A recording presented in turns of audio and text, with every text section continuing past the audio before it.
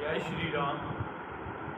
चौथे भाग में प्रभु श्री राम के अन्य गुण जो हम सबको जीवन में प्रेरणा देते हैं उनका हम अध्ययन करेंगे। प्रभु श्री राम में एक जो गुण विश्वविख्यात है वो है धैर्यवान होने का गुण। वनवास मिलने के बाद भी अपना आपा न खोना और वैसा ही व्यवहार करना जैसा वो पहले कर रहे हैं, उनके धैर्यवान होने का भाव उनके जीवन में दर्शाता है। जब माता सीता का हरण हो गया उस अवस्था में भी कुछ पल के लिए प्रभु श्री राम डगमगाए, लेकिन उसके बाद माता सीता की खोज के लिए वो वन में निकल पड़े और उस दौरान उन्होंने सभी साथियों के साथ मिलकर अपने साथ उनको जोड़ा और माता सीता की खोज के दौरान राम सेतु का निर्माण करवाया। उस अवस्था में अपने विवेक का पूरा उचित उपयोग किया और कहीं पर भी वो निराश होकर नहीं बैठे। ये सारे भाव दर्शाते हैं कि वो धैर्यवान प्रवृत्ति के इंसान और जो नर रूप में इंसान थे और वास्तव में भगवान थे, उन्होंने वो अपना भाव प्रकट किया। और जो उनका एक गुण, क्योंकि रामायण का सार यही है, राम के चरित्र को पढ़ना ही मात्र काफी नहीं है।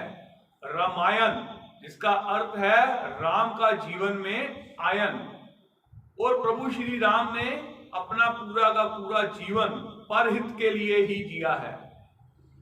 प्रभु श्री राम अगर चाहते, माता सीता की जब खोज करने के लिए वो निकले थे तो उनको पता था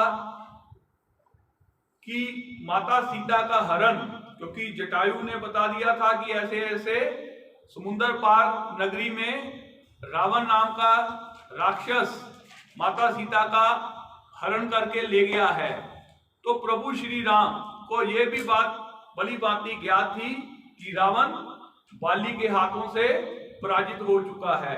सहस्त्रवायु ने भी रावण को पराजित किया हुआ है। तो प्रभु श्री राम बाली के साथ जाकर संधि करके या उससे आग्रह करके रावण के लिए अपना युद्ध में साथी बना सकते थे, पर उन्होंने परहित का भाव रखते हुए, उनको पता चला कि बाली ने सुग्रीव की धर्मपत्नी को अपने कब्जे में ले रखा है और सुग्रीव को अपने राजपाट से निकाल दिया है।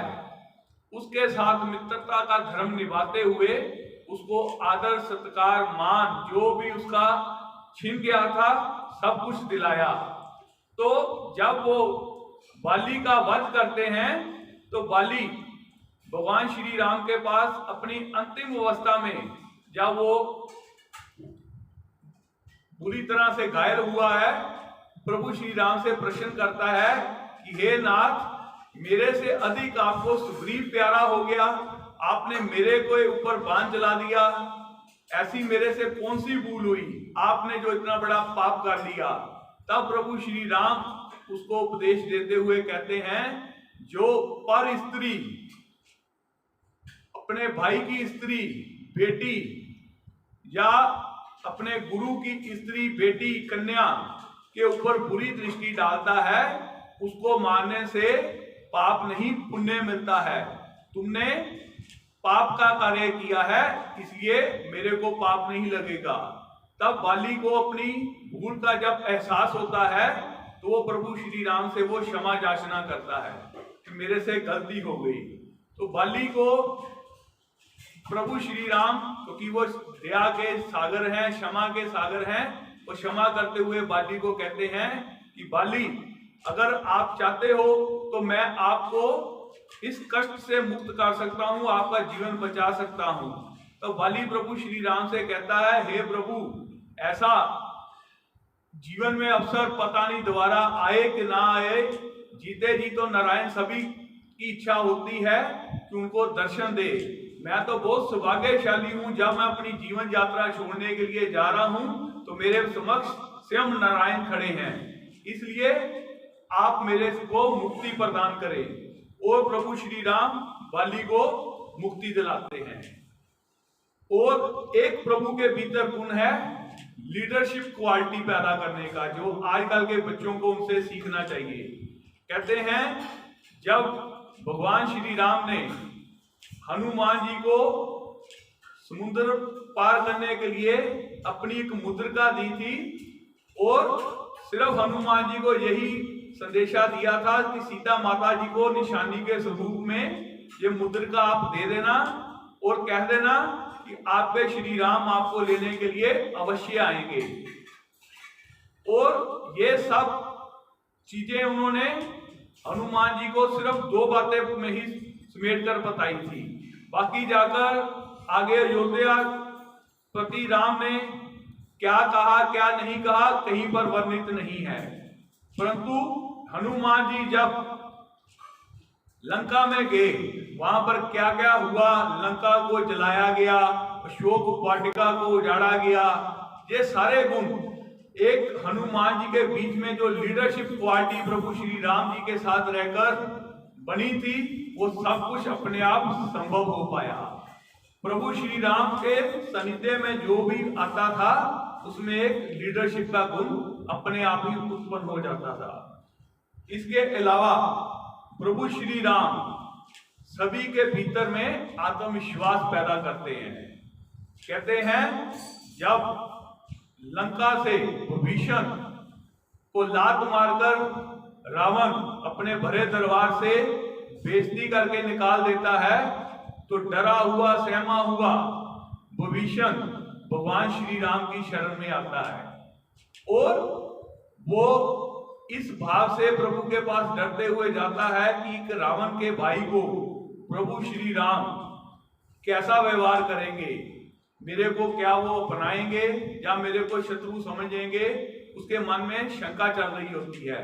परंतु जब वो प्रभु श्री राम के समक्ष जाता है तो प्रभु श्री राम उसको बड़े आदर के साथ, आओ लंकेश आपका स्वागत है, उसको अपने साथ जिस शिला पर वो बैठे होते हैं अपने पास बैठाते हैं।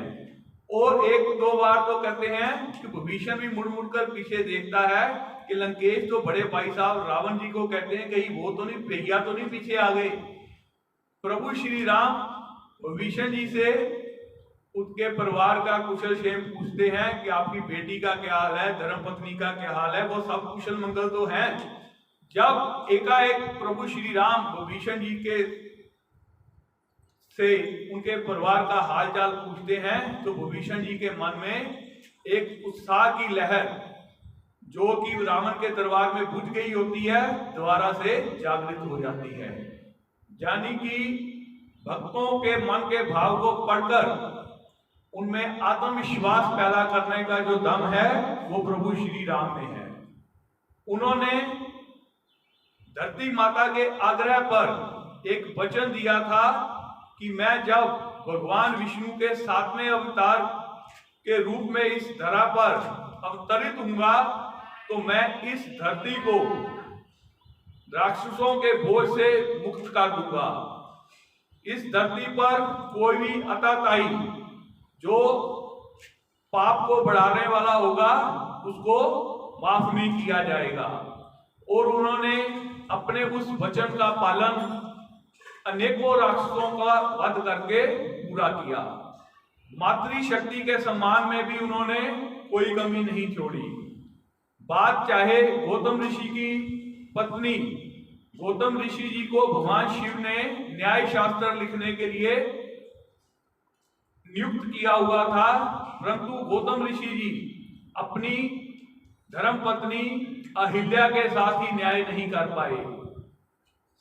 प्रचलित कथा है कि इंद्र देवता उनको इस बात का एहसास हो रहा था, जो उनके मन का भाव था कि कहीं गौतम ऋषि जी न्याय शास्त्र लिखते लिखते स्वर्ग पर अपना राजा ना बन जाएं, तो उन्होंने उनको इस मार्ग से रोकने के लिए छल के साथ उनकी पत्नी जो अहिल्या जी थी, गौतम ऋषि का रूप धारण करके उनके शतक को भंग किया।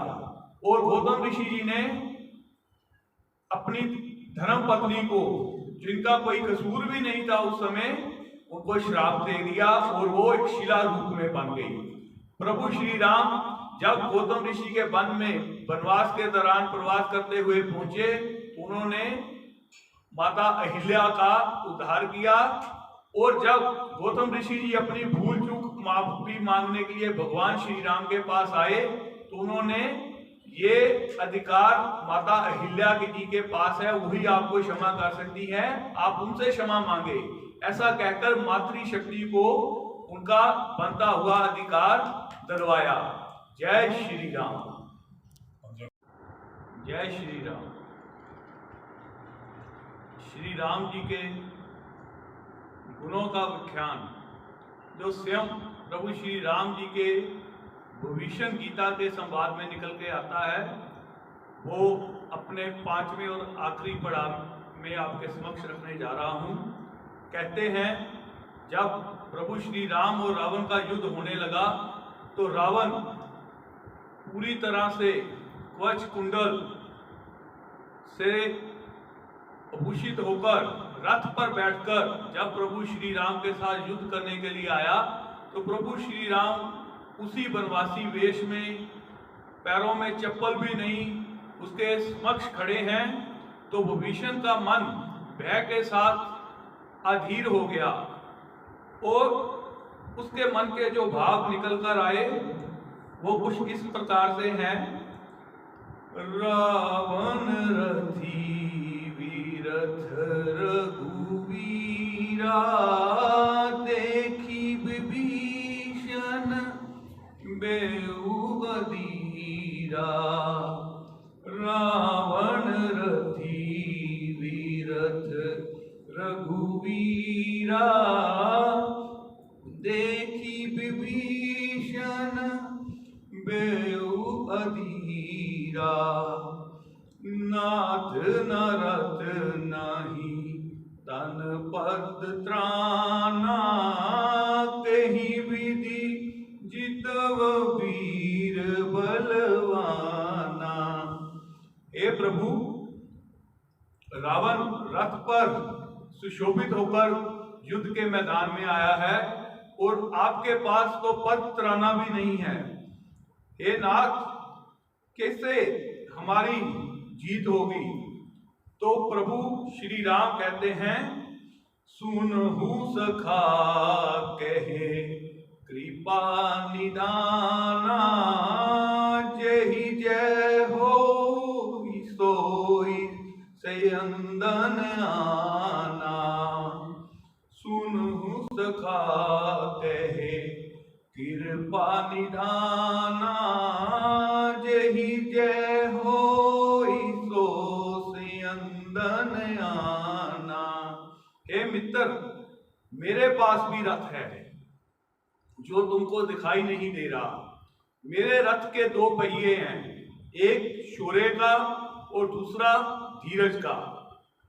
मेरे पास सत्यशील दृढ़ ध्वजा पताका है और मेरे रथ के 4 घोड़े हैं।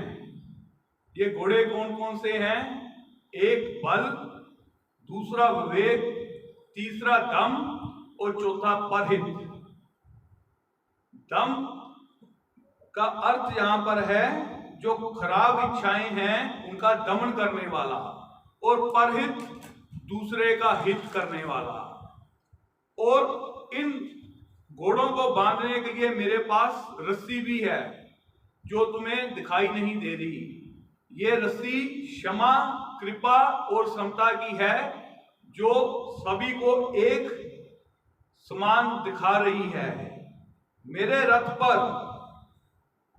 सारथी भी है, ईश भजन, जो आपको दिखाई नहीं दे रहा।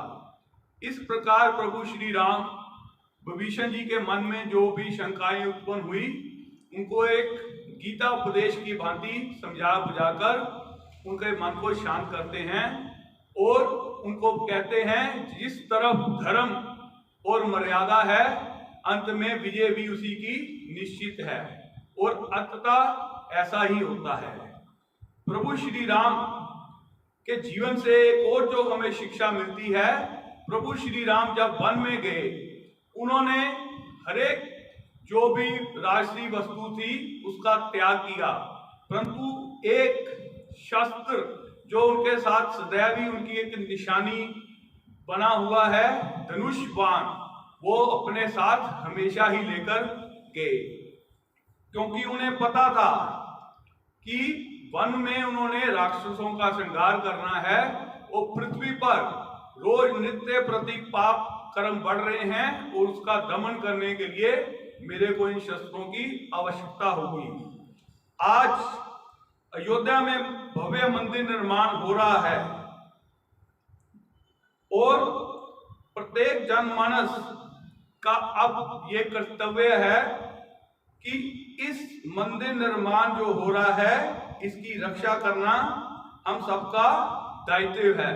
ये तभी संभव हो सकता है जब हमारे परिवार शक्ति में, भक्ति में, युक्ति में और राम में बन जाए। आज वक्त की पुकार है, एकजुट होकर सब जागो, आपस की ईर्ष्या, घृणा और द्वेष की भावना सब मिलकर त्यागो, परहित सरस धर्म जब हम सबका लक्ष्य बन जाएगा। अयोध्या में तो श्री राम जी का मंदिर बन ही रहा है, अयोध्या में तो श्री राम जी का भव्य मंदिर बन ही रहा है, फिर हरेक घर राम मंदिर बन जाएगा, फिर हरेक घर राम मंदिर बन जाएगा। धन्यवाद। जय श्री राम।